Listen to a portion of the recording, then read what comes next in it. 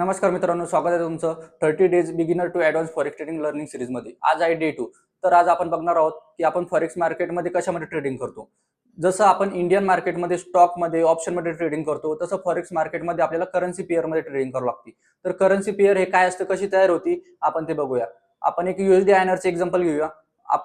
मी तुम्हाला एक प्रश्न विचारला की एका डॉलरची किंमत किती, तर तुम्ही मला काय सांगणार, 85-86 रुपीज. तर आपण ती 85-86 रुपये किंमत कशी काढली, दुसऱ्या करन्सीच्या मदतीने. जर आपण असं म्हणतोय एका डॉलरची किंमत इंडियन रुपीजमध्ये 85 रुपीज आहे, तर दोन्ही करन्सी मिळून एक पेअर तयार होते.